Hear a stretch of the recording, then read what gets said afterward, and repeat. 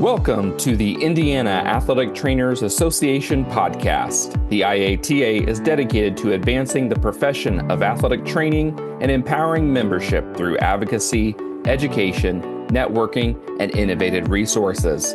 To find out more about the IATA, check out our website and social media pages.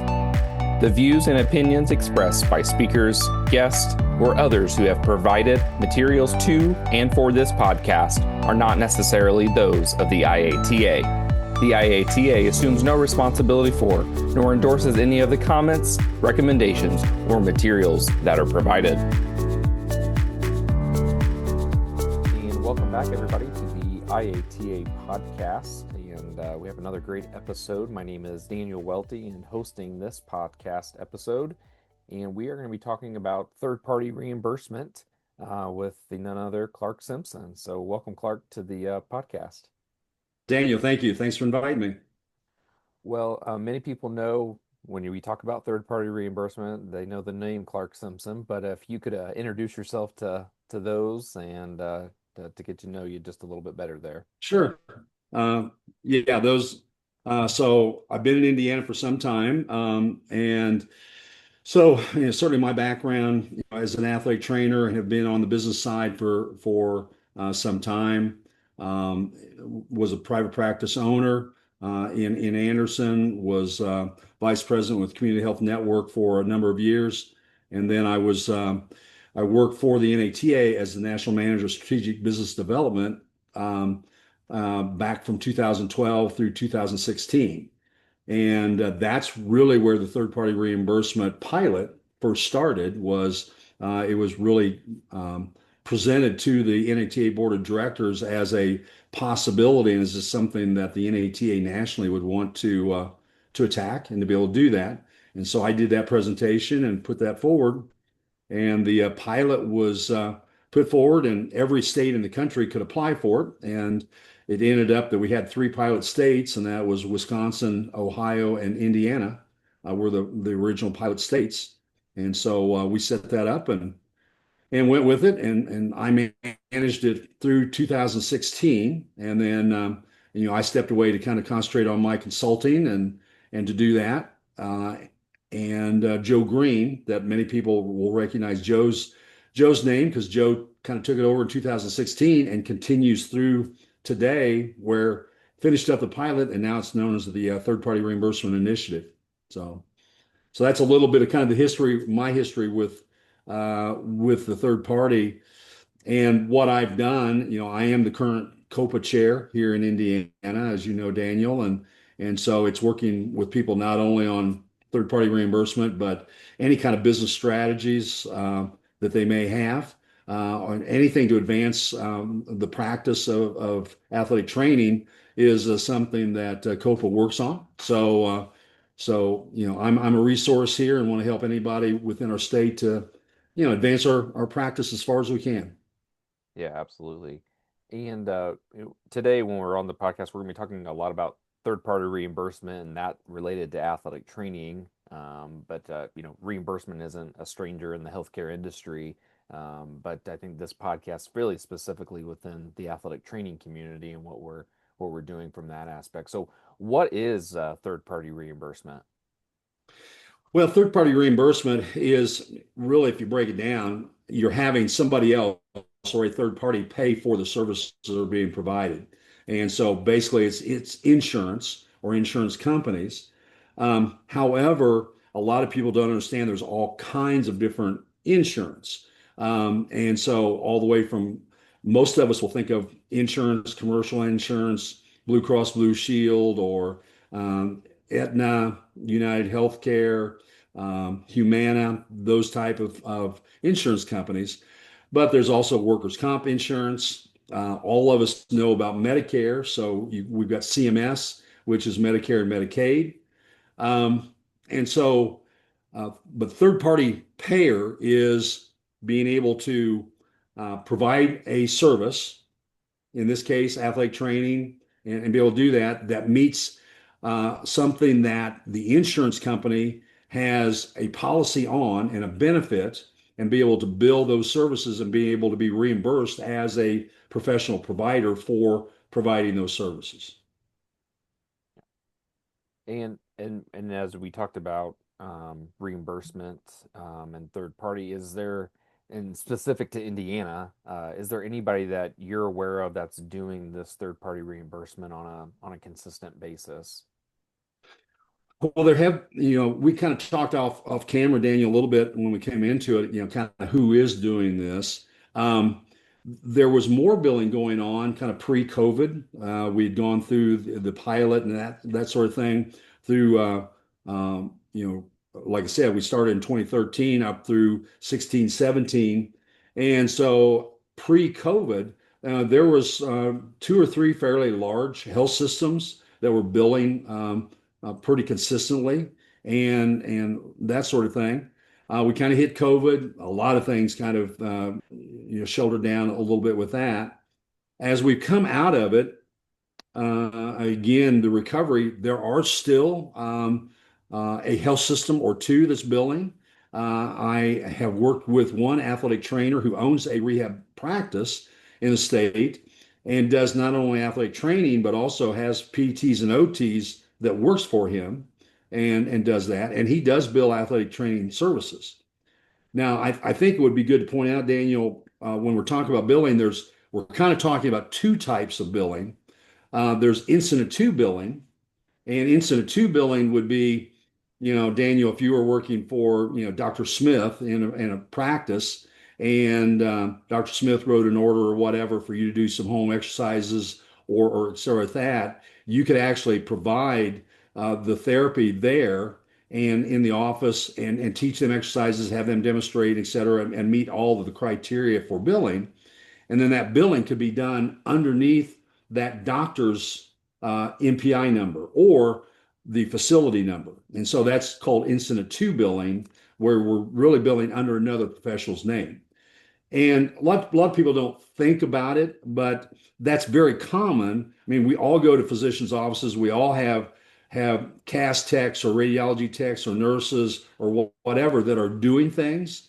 None of them are billing under their professional identity. They're all billing incident to that physician practice or the facility. Then we've got the second type of billing, and that's really what the third party reimbursement goal is, and that is autonomous billing. So we, as athletic trainers, want to be recognized as healthcare professionals and be able to bill like a physical therapist, occupational therapist, chiropractor, physician. So that based on our NPI and provide services that we can bill that as an athletic trainer and then be able to be reimbursed for that. Both billing is fine, and it's not that that incident to billing is bad or wrong. That's done all over the country, and athletic trainers in probably just about every state has done some kind of incident to billing. And in some instances, that's absolutely the best route to take.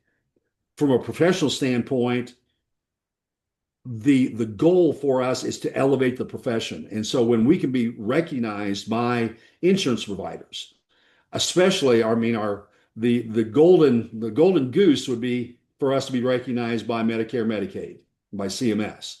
We're still not there. We're not recognized by the federal government, and we can talk about that, if you're interested later. But short of that, to be able to have Anthem Blue Cross Blue Shield or United Healthcare or the Big Five, as I call them, to recognize us to do that. In this state, we've been very fortunate in that what was called Anthem, and they've kind of changed their name and their some of their branding. They still do kind of go under the brand, the Anthem Blue Cross Blue Shield insurance, but they actually have a branded other name. They recognize us, and they've been very supportive. The last time I checked, we had probably between 45 and 50 athletic trainers in the state that were actually under contract in some manner with Anthem Blue Cross Blue Shield. Yeah. And as we talk about athletic training services, that's kind of a broad word to use. Obviously, we're talking about as athletic trainers providing healthcare services to our patients. Talk just a little bit about, because I know there's athletic training specific evaluation codes, and then you have your other CPT codes that are, when we talk about specifically, I think probably what we're seeing a lot of rehabilitation being done from a reimbursement standpoint of things.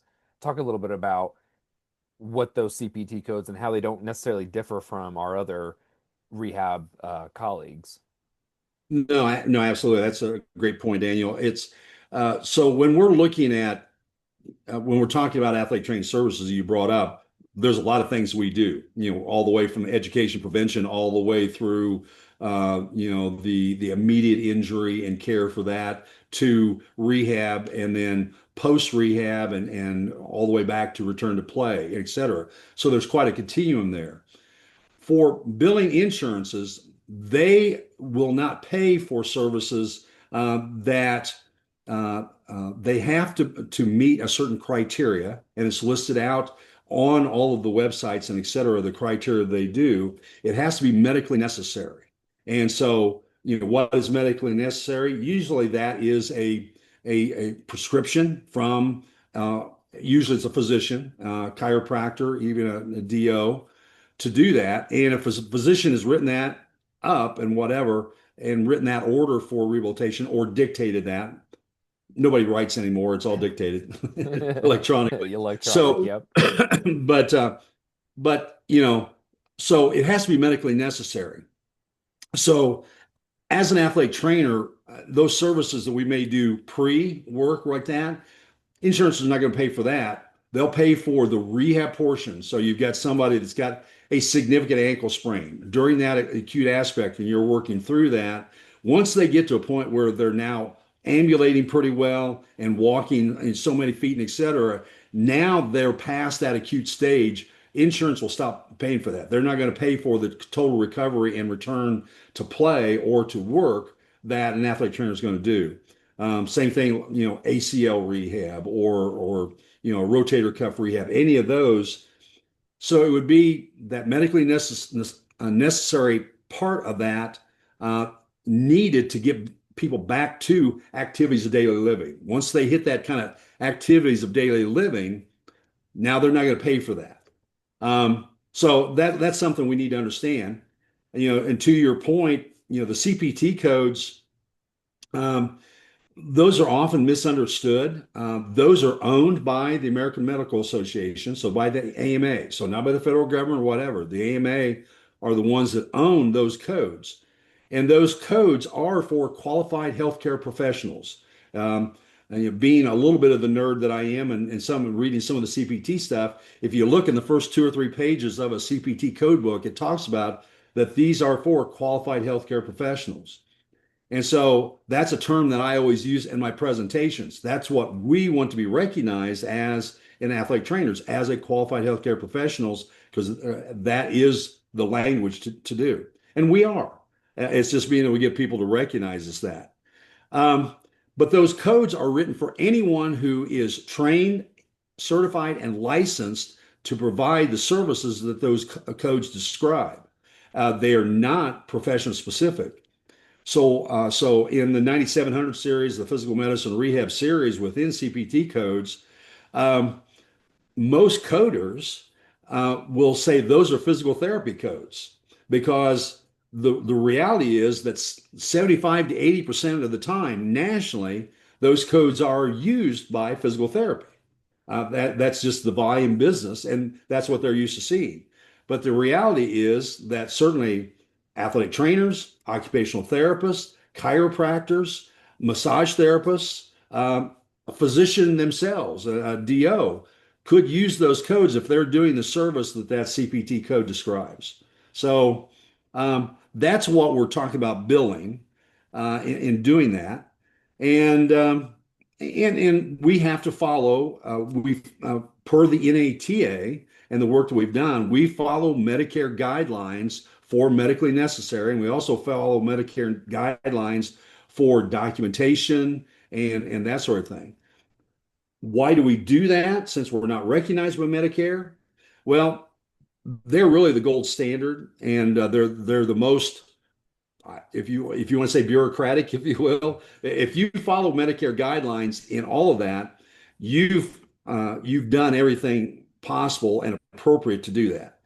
And if you talk to any insurance company, they will all say, hey, we follow CMS guidelines or whatever.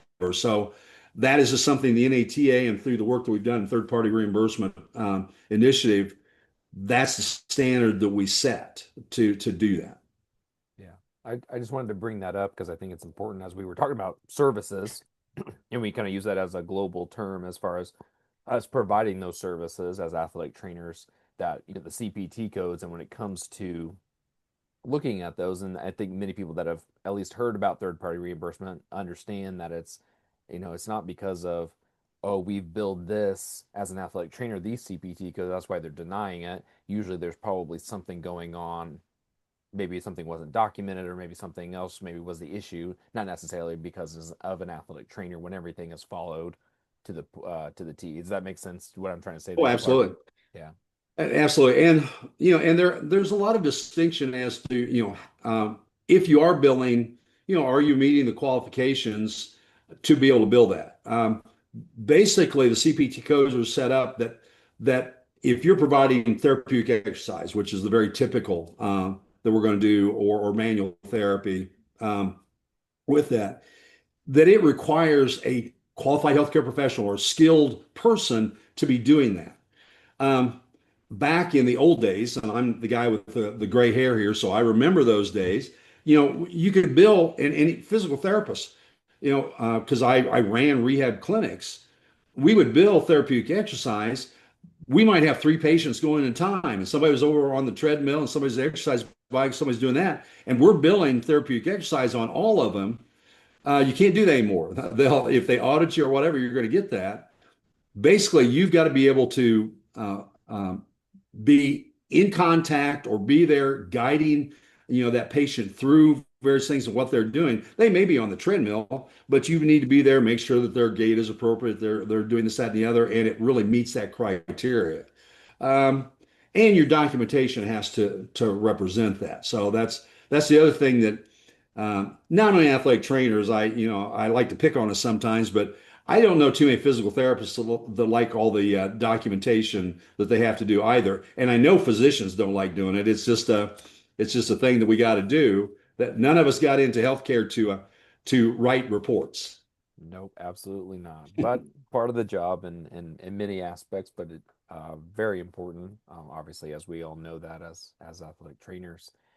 Um, Talk a little bit about as far as success. We talked about there's a couple of still organizations that were doing third-party reimbursement from a hospital organization. I guess two questions is one is uh, more private practice or individual athletic trainers billing for services, and then also what are some successes and things that you've seen in the state, or maybe some other successes that you've seen across the country in athletic training. Sure.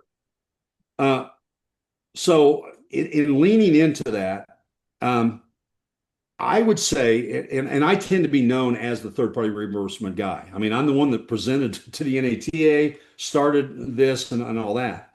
But I tell people that I truly believe that probably only as high as 10 to 15% of our profession probably should be billing for third party reimbursement. It's not going to be, it shouldn't be a high percentage of that. It could get higher, as we go down to it. Where can we be successful in doing that? We can be successful in health systems, large physician practices, large rehab practices, and it could even be smaller rehab practices or physician, but it's organized with that.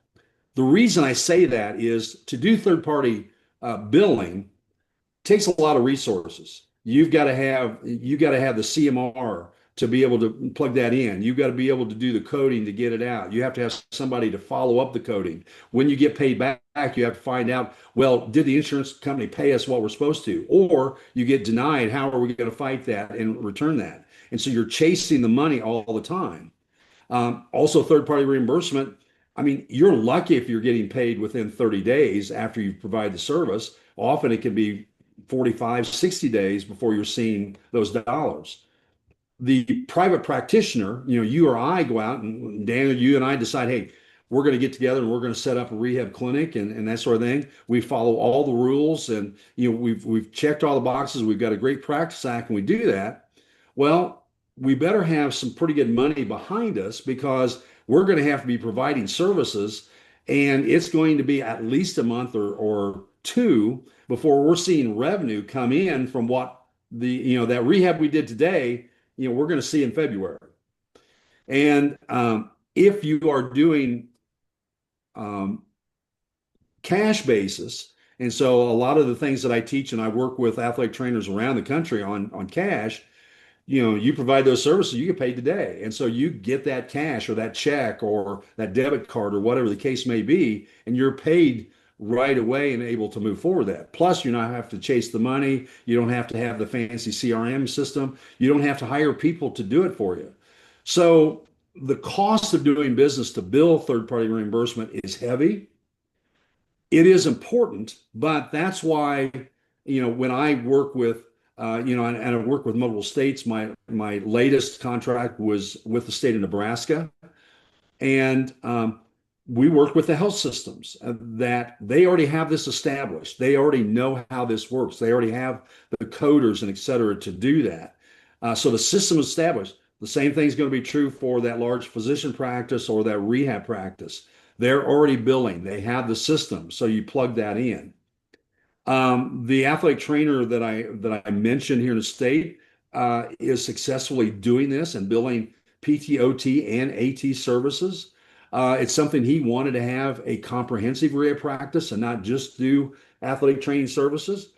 And he happened to have a situation that he has some physician contacts and be able to do that and getting the referrals and move that along.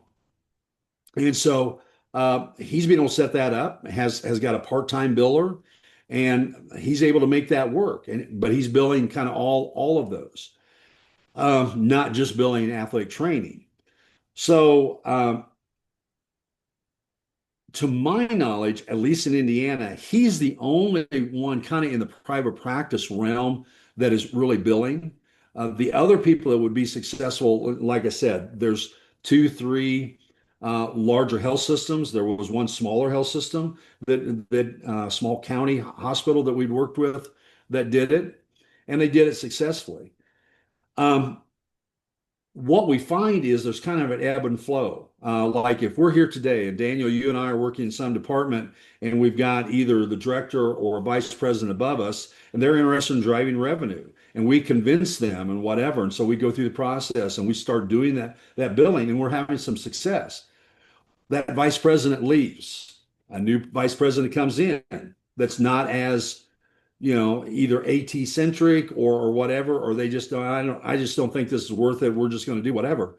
And so as administration changes in these situations, I found that shuts down things. We'll have things going along very well.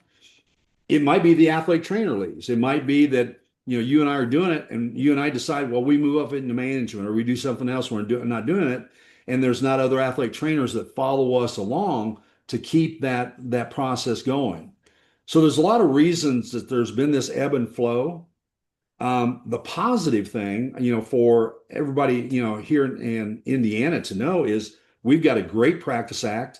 We've got a great history of people that have really worked hard to do that and continue to do that. I mean, we've got a great management group and lobbying group that keeps our eye on the ball, and our governmental affairs work has been phenomenal for a number of years.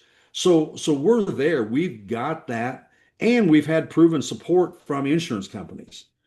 The thing that's difficult is that insurance is so extremely complex, and we can say Anthem Blue Cross Blue Shield recognizes, but do you have any idea how many different benefit packages are within Anthem Blue Cross Blue Shield? I mean, if not hundreds, it could be in the thousands of different benefit packages. And so as I've worked through in helping companies to do that, we'll find that there's a certain benefit package that the way it's written, athletic trainers just are not recognized. They may write it specifically. It has to be done by a licensed physical therapist. Well, then that is what it is. I mean, that's what you're going to do. Um, so uh, it's not as easy. A lot of people think it's easy going, oh, all we have to do is get approved by Anthem Blue Cross Blue Shield or United Healthcare or Humana, and boy, we've got it made. Well, there are literally hundreds and thousands of different benefits written in different ways within that. Um, that's just on that third party payers. So a lot of our large companies, large universities, or whatever else, they are paying their own healthcare bills, but they contract with a third party payer or a third party to administrate that. So the third party administrators and Anthem Blue Cross Blue Shield does that. You might be working for a company that is paid for the bills. They've contracted with Anthem to be the administrator of that. You think it's Anthem Blue Cross Blue Shield, but it's actually ABC company that are actually paying for that. Those are nuances that, because I've done this for, gosh, coming on 35 years or more. I mean, there's just a lot of nuances that you just don't know or recognize that are out there. Yeah. Yeah. And I think we all as athletic trainers realize that there's healthcare is complex, but as we dive in just the from the reimbursement standpoint of it, that just is opening a can of worms maybe as far as the complexity and like you said, the different plans within just because Anthem's, providing that doesn't mean that. So I think So that's a really Daniel, great point. one of the things we talked about again, we've talked about coming into this podcast that I really want our IATA members to know is we do have that Good Practice Act. We do have relationships with insurance companies. We are kind of at a lull, and it really depends on where we're at. If you are employed into a health system, if or that physician practice, that rehab practice, or whatever, and you talk to your boss, so there may be some opportunities, or you're interested in pursuing this. That's one of the things that COPA does within here is um, I will support that. You don't have to know all of this. That's one of the things by having COPA or someone like myself, where you can dial it up and we can set up a meeting and do a Zoom meeting, and I can explain and walk through all of this with your director or the vice president or even CEO. I've met with CEOs of physician practices or whatever to be able to explain this, answer questions, what are the legalities of it, and what are the options. Um, so, I want all of our members to know you don't have to know all the nuances with that. It'll be great. I'm not always going to be around, so I'm hoping to pass some of this along to people. But you got support, and if you want to find out, or if your leadership administration wants to know more, let's educate them. That's where we're really going to make the greatest effort is educating and marketing to our administration. I take the approach. I was executive leadership at Community Health Network.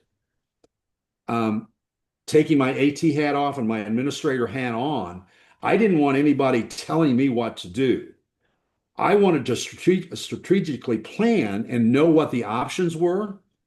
And if I know what the options are, and I know I'm educated today, but in a year I'm doing something, and we're working with a fitness club and whatever, and we're going to do that. And maybe we could put some rehab out there and going, gosh, we talked about athletic trainers maybe doing this. Maybe we put an athletic trainer out there and do rehab around that.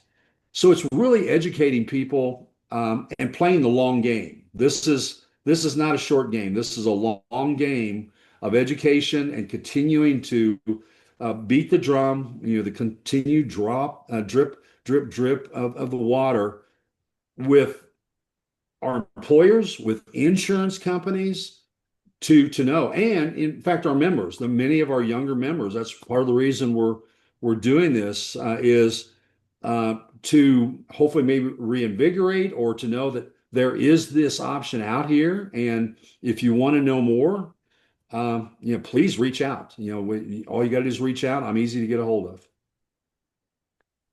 One of the things we've mentioned and you've talked about a little bit about CMS. Obviously, CMS is something and getting reimbursement through Medicare and Medicaid services. So can you talk a little bit about kind of where we're at with CMS, and then maybe kind of some of the barriers that we're currently facing as a profession to be recognized to be able to bill for services under Sure. CMS, if that's So CMS, stands for Centers for Medicaid, Medicare, or Medicare, Medicaid Services. With it, it's a federal um, insurance. We all know about Medicare, and I think we all know about Medicaid. The difference between Medicare and Medicaid, Medicare really is federal government and federal run. Medicaid is federally subsidized, state run. So we have had some discussions nationally with different states that were interested in recognizing athletic trainers and would have recognized us and paid us through Medicaid, but we all know Medicaid doesn't have a whole lot of dollars in it. So I just want to make that distinction between Medicare and Medicaid. Um, from the federal standpoint, to be recognized by CMS will literally take a legislative congressional bill to pass. It's going to have to be passed by government to be recognized.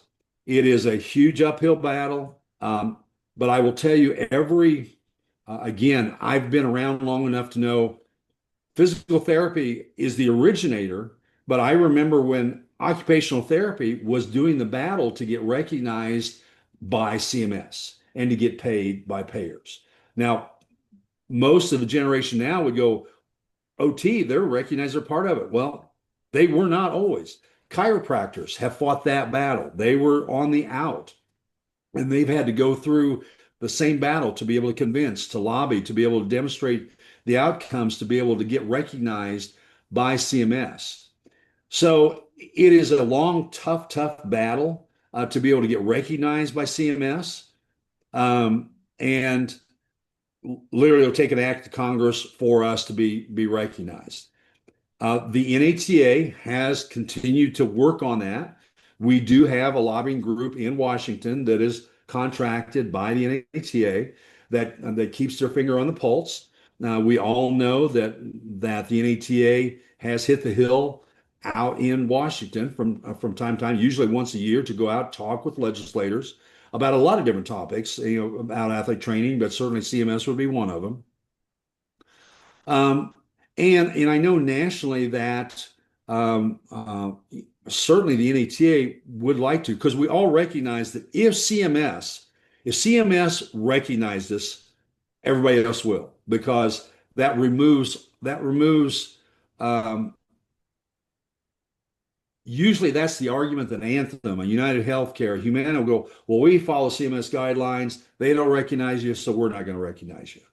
Now, they don't have to do that. In our local Indiana state, they ignore that and they've recognized us. But that's a real easy no. They can just come back and say, nope, we're not going to do that. Um, but that's the process. Why, what's it going to take to be successful with that? Like a lot of things, it's time, money, getting getting lucky. It's kind of like being able to win a national championship. Yeah, you got to be a good team, but usually there's got to be some lucky bounces of the ball or lucky things go on that you win a close game that you probably could have just as easily lost on the way to get there. And so we need those right bounces as we're coming along. That could be the right legislator, the right senator or whatever, that his granddaughter is an athletic trainer and whatever, and has talked to him at Christmas about whatever, and he gets passionate about it. I mean, literally, that happened in Virginia. We had a vice president of a health system, or not health system, an insurance company. His granddaughter was a student athletic trainer, talking about it over Christmas about school and what she was doing, and she opened the door for the Virginia athletic trainers to be able to get in and be able to talk to that VP because his granddaughter was a student athletic trainer. You never know when that's going to happen. You don't know when we've treated the son or grandkid of you know, a legislator, a professional athlete, all of those things. So those are the lucky bounces that we're looking for, the right connections at the right time to be able to move the process along. And unfortunately, you can't dictate that any more than a championship team can dictate that. You do all you can do, you train all you can, you prepare and that sort of thing. And all you can do is be ready when the ball bounces the right way for you to take advantage of it. Yeah, absolutely. You mentioned briefly about, with Medicaid being able, well, it's state ran, and you kind of mentioned it from a financial standpoint of things, but kind of the idea sometimes is always from a state perspective is, well, if it's state ran, then why can't athletic trainers start to try to work with Medicaid payers to be able to get reimbursed as athletic trainers and recognized from that perspective? Or does it always just fall back to that CMS? Well, no, no, it certainly it falls to the state, so the state can make that decision, and um, but it's very political, even in that. I will tell you, in Wisconsin had some very serious discussions with their state Medicaid system, and again, as kind of back to who's in power. So whoever was in charge of Medicaid for the state of Wisconsin was really interested then, and they worked through it. Well, administration changes. Now they've got new people in there. They're not as interested, and they're not pushing that. The other thing with that in Wisconsin and what we've investigated here in Indiana is, you know, Medicaid, we know, is probably one of the poorest payers of any of the insurance companies. I mean, you're not going to get rich on Medicaid reimbursement. So they're stretching these dollars out quite a bit. So to add another layer or another provider in there to take some of those dollars, they look at that and go, hey, can we really do this? Now, my argument, I believe the NATA's argument back with that is if if someone needs rehabilitation, you're looking for the most cost-effective, quality individual to do that. Somebody's going to get paid to do the rehab for that child, and usually it's kids that's in this Medicaid aspect. And so, and again, I use this argument with insurance companies all the time, going, obviously, if we're going to cost you more, you're never going to recognize us. There has to be a why. What's in it for the insurance company to recognize us? Same thing's true with Medicaid, Medicare. What's in it for them? There has to be quality. There has to be cost, at least a cost even. But if we can save them money through better outcomes or seeing them less, then which is going to be a lower cost case, then and we can demonstrate that, then we will hear that.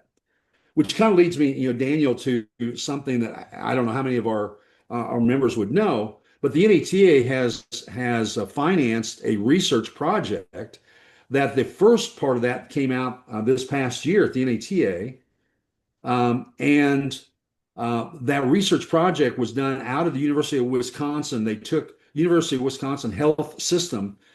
They have been billing autonomous AT billing for between 10 and 15 years. It's been a long time. They've treated a lot. So we were able to get that data of those 10 or 15 years. And then the University of North Carolina research have been doing the research on taking that data, the CPT codes, the outcomes from it, looking at what athletic trainers did, and then what are physical therapists doing with the same CPT codes and same diagnoses and et cetera, and doing comparisons. So there are two studies that have come out of that. The first one came out, this past June. I think it's published now and out there. It's the weaker of the two, at least from selling to an insurance company. Basically, it's doing all the research on that it is appropriate for athletic trainers to be in this venue. And there's been other studies do that, but this is probably a higher level peer-reviewed research than anything else. The second study, which I haven't seen the results of yet, it's supposed to be coming out anytime, at least the initial information. If it has the information that we hope that it will have, that is going to be doing the comparison of, Daniel, you treating somebody with, an ankle sprain, going through the ICD-10 of the diagnosis, doing that, and then what are the CPT codes you utilize in doing the rehab, and then taking that same diagnosis that a physical therapist treated and comparing those and doing that across thousands and thousands of clients. They're pulling that in and then researching that and comparing the outcomes, both from number of visits, cost basis, and et cetera, comparing AT to PT. We believe, and we've gone into this believing that our outcomes will be at least as good as physical therapists. We believe that they could be better. And we definitely believe that the cost base for treating that case will be less. So if we can get that study that's a peer-reviewed, recognized, reputable research thing, and that is something we've lacked. Now I can walk into an Anthem Blue Cross Blue Shield in Nebraska, who they won't talk to us because we're not recognized by CMS. Now I can go in and go, here's a peer-reviewed article that demonstrates X, and we can save you money if you will recognize us. So that's one of the things the NATA, again, part of the long game, that has been going on for 3 years and working on that. The information's ready to come out. I'm excited to hear what's presented.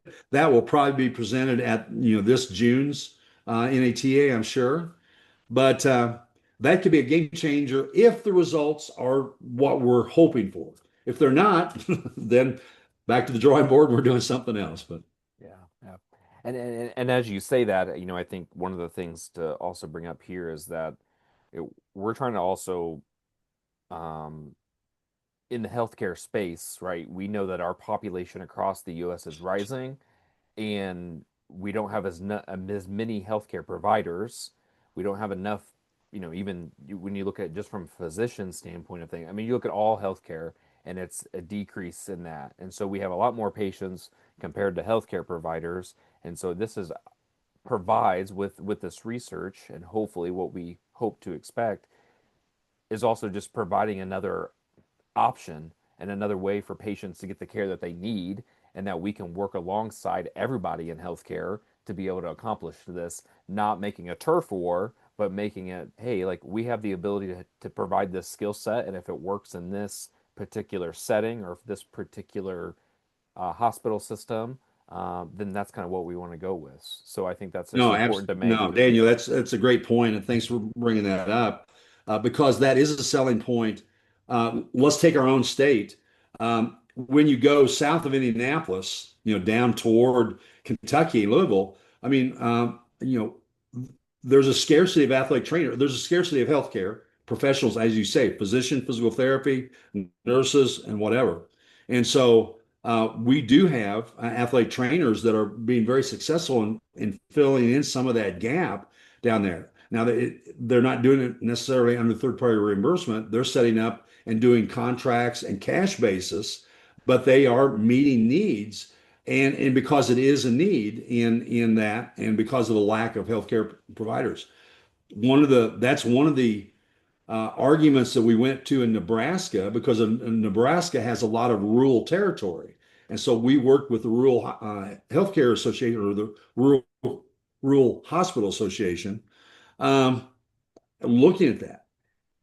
When you look at the legislation that is going on now, where things are continuing to get cut, and CMS is getting cut on those rural systems, boy, they're really trying to figure out how can we provide services.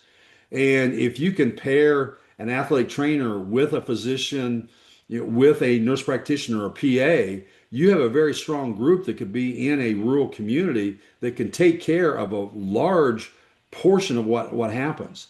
And again, that's nothing against our physical therapy brethren.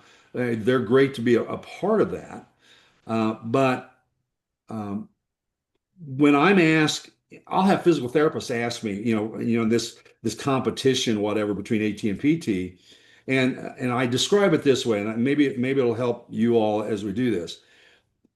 What I see is, as athletic trainers, we talked about earlier on, we're on a very broad horizon. We don't want our athletes to get hurt. So we're doing education, we're doing prevention, we're looking at our fields, we're trying to prevent them from getting hurt in every way we can. If they get hurt, then we're doing the immediate care and the EMS aspect and doing that and making sure that they're getting appropriate care. If they need rehab, now we're in rehab, we're doing the rehab, and then post rehab, we're wanting to make sure that they can return to sport or in our industrial settings back to work. Physical therapy, I talk about in a vertical aspect. They are the experts in rehab. So all aspects of rehab, all neurological, pediatric rehab, orthopedic, etc., all those specialty aspects, but it's rehab. So we intersect at the rehab portion.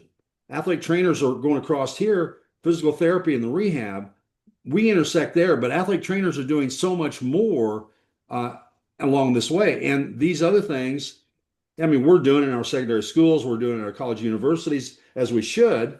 But for those entrepreneurial athletic trainers who are out there that I've worked with a lot, we're doing contracts and we're doing that prevention, education, ergonomics training, getting people back to work in companies, in manufacturing companies, and that sort of thing. We're doing it, on a paid basis for other people. So, and doing it on a cash basis or a contract basis. Um, and I don't think it's news, certainly Daniel, you're in the industry as well. Our physician brethren, our physical therapists, chiropractors, they don't like insurance any better than we do. Everybody's trying to get out of insurance. If they can set up a practice in which some of it is cash basis, they're absolutely doing it. And so there are a lot of boutique practices, they kind of call them, where you've got physicians or whatever, they're kind of seeing a smaller number of clients, but these clients are paying $10,000 a year, $5,000 a year, or whatever, but they're getting their total care taken care of. And so if you have a physician that rather than having a 3 or 4 thousand patient board, they're taking care of 300 or 350 that are all paying them $10,000. Well, that's pretty good money if you're doing that, but you can concentrate and take care of 300 people rather than 3,000. Yep. Yep. A lot of I think what you're mentioning is there's just a lot of different models that can be done, and athletic training's been in that we kind of have a foundation in that what we call maybe our traditional settings, or kind of where we kind of birthed from an athletic training standpoint of things. But we've explored and we know that there's many different settings. I think we used to call them emerging settings. Now they're emerged because we're Yeah, there in they're those there. settings, and so, but so are a lot of other healthcare providers. And I think what we're trying to do across the board, and I would assume if I don't think there's a study on this, but I would assume probably if you surveyed most healthcare providers, the idea is we just want to take care of people and we want to make people better, and that's just kind of the basics of what we can do. And if we can just use our skill sets and work together to accomplish that, I think that's where we want healthcare to be. We have to have a payer or somebody paying for our services because we also need to eat and have a house and all these other things in life. Well, honestly, and what we've called our traditional, so our secondary school and college university is kind of it's a model healthcare setting system, if you will, because we get paid to take care of the healthcare of our student athletes in that full spectrum, trying to keep them from getting hurt or disease. I mean, it's not just orthopedic injuries. I mean, we do all the various things to try to make sure the good nutrition and et cetera, and to keep them healthy. But we can treat all the way across here and to do that, and that's all within our spectrum. And anything that is outside of our uh, core, if you will, we know to what specialists to reach out to and to be able to do and to get that. And so we become navigators, if you will, out there. And so if you step back and if you can really talk to, people in the know, that is a great healthcare system to have someone navigate that and truly take care of this population and try to keep people out of the system as much as possible. And that's always our goal, is to keep people out of the system. And and then if they're in the system, to make sure maximize that they're getting all the proper care. And so that it's a great system, and we're getting to be able to be paid a contract rather than CPT codes or exactly pinpoint what you're doing. But if you get paid, and our salaries are going up, we're getting paid better than what we were. I talk to a lot of students, and I say when I was your age, I was thrilled. I would work a 3 day weekend at the state games, and they gave me a t-shirt, and I was happy about it. I got the t-shirt. My wife finally said, "Stop bringing home t-shirts," to do that. So we've learned that we need to be paid for that, and I think that our generations that are coming up are truly doing a much better job of that. Yeah. We've talked a lot about of where we've been with third-party reimbursement, and we've kind of started dabbling in kind of where we're going. Is there anything else you wanted to add to kind of how do we move forward from here, whether it be from the state level when we're talking about commercial insurances, or what we could do as an athletic trainers, within the grassroots level on our day-to-day jobs, to just keep advancing this, because we know that when we can all advance something in athletic training, not only it may not benefit us directly, maybe because maybe that's not something that third party may be something we do, but we know that ultimately if we can have our colleagues of athletic trainers, others doing that, then it just elevates us all. A rising, the rising tide raises all ships idea. Absolutely.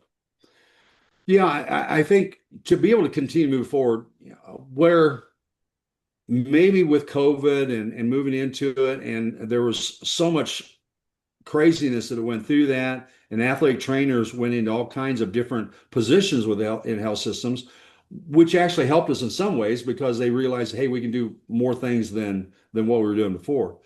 But I feel like that we've kind of become somewhat apathetic of this, and whether it's a push or whatever. But the future and what we can do, we have, as we pointed out earlier, we've got the groundwork in the state. A lot of states, most states look at Indiana as, you guys have got it all. You've got the Practice Act. You've got demonstrated insurance companies recognize you like that. Why aren't you all doing this? I mean, I get that question. It's kind of like, well, but it's not just that easy. You have to have athletic trainers that, one, want to and have the desire to do it. We almost all work for someone, so our employers have to support that and be able to back it and move forward with it. And then the insurance companies have to recognize it and move it forward. Those are kind of the big three, and they kind of have to move. It's a dance to do that.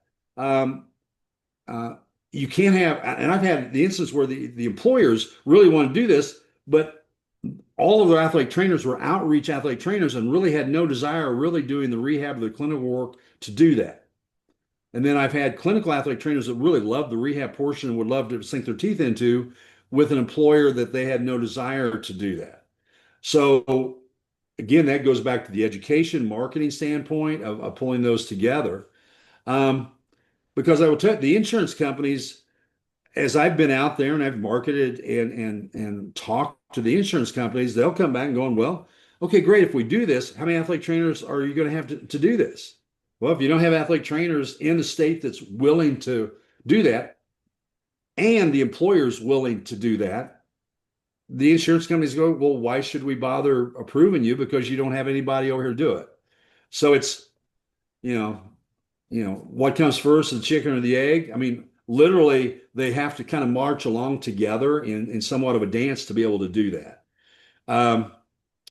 If I had the secret answer to that, the NATA would bring me to the national office, and we'd be passing it around. It's it's a lot of work to move forward with it. So Again, Daniel, not to try to beat a dead horse, but you know, we have to understand as athletic trainers within the state how good of a practice act we have and how much we've got. Is there an interest? Is there an opportunity? Is there a potential opportunity? Then you learn about it. You call me, we'll do that. Let's talk to your director. Let's talk to your VP or whatever and kick those tires. And what are the opportunities? And I would share with them, here's things that you wouldn't want to look at, but here's some opportunities over here that you might, and make suggestions and see where that blooms. And we've got the contacts. We have proven with the insurance companies, the uh, one of the largest healthcare systems in the state, when they were having problems with AT billing, they didn't call Anthem. They called me to talk to Anthem because they knew I had the connections with Anthem on the athletic trainer track. So we have got those connections and people to call. We're not always successful, but we have, and again, it's not everything that I've done. I mean, I'm standing on the shoulders of a lot of great leadership in our state that have built this, and to be able to move it forward. Um, so yeah, I think to move it forward is our members need to know it's possible. They need to look forward and to see what they can do and answer questions and that sort of thing. We need to find out their employers and to educate them and not tell them, hey, you got to do this. This is possible. This is legal. This is something that you can do. Look into it. Yeah, absolutely. Well, I didn't have any other specific questions to, third-party reimbursement. Was there anything else that you wanted to specifically add that we didn't talk about? I think truly, Daniel, and thank you so much for the platform and everything to do that. I hope it is of value to our members that listen and to get on to that. Um, um, we can't possibly, cover everything on here. Hopefully, this would just open some eyes and know that they can reach out. They just can reach out to the IATA, and Kim and Williams and her staff can make sure and get those directed to us. Um, so just know that it's possible and search it out. The other thing that I would want to make sure and put a plug out there is, as I said, there's maybe only 15% of us that within the profession may actually do billing, but every one of us are doing some type of business strategy. If you're in a secondary school or college university and you're trying to develop a new program, or you're trying to raise money for the sports medicine program, or you're trying to meet and set up a program that your AD or your physician boss is wanting to do, that's something that COPA does. We will help you with the business side of that a lot of athletic trainers have not had a lot of experience in. So we're all in that business. It may not be third-party reimbursement, but business strategy and how to walk through that, how to develop a business plan, and kind of talk through that. So COPA is about all of that.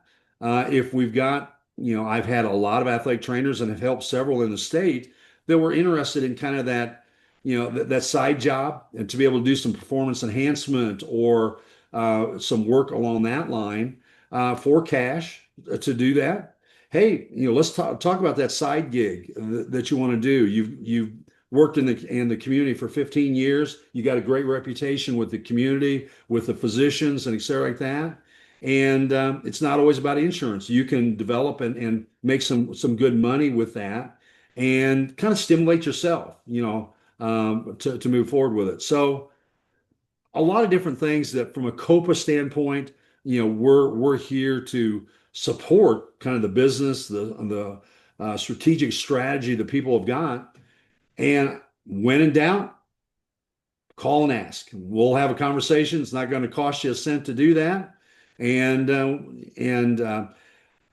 if I don't know it, I've had the great advantage of meeting a whole lot of people, not only in our state but in the country, that I can direct you to a lot of different people that will have that expertise to step up and talk about that. So yeah, reach out, utilize the resources that we've got, and don't please take advantage of that, because Again, I am officially retired as an athletic trainer. I retired mine a couple of years ago. I obviously remain very active in the business side of it, but I'm not always going to be here to do that. And Joe Green's not always going to be here. Some of these people. So we need to pass this information and et cetera on to others that have this passion.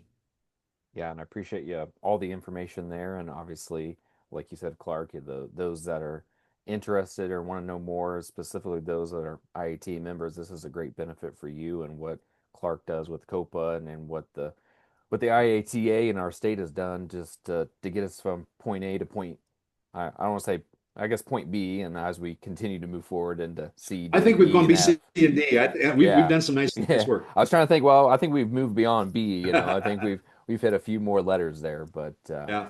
I do have one last question before you go, a little fun question. If you could be an animal, what animal would you be and why? Well, you had kind of thrown that up, and I thought a little bit about that. And um, there are a lot of books that we all go through some of our personality aspects and relate to that. I'm not sure that this is what I'd want to be, but I know what animal the traits come up with, and that's a lion. I tend to be, aggressive. Um, and make decisions and that sort of thing. And so I don't know whether that's good or bad, uh, but again, I guess a lion is what tends to go in my personality. And a lion can be nice and can get along well with people, but if you poke the lion can get nasty as well.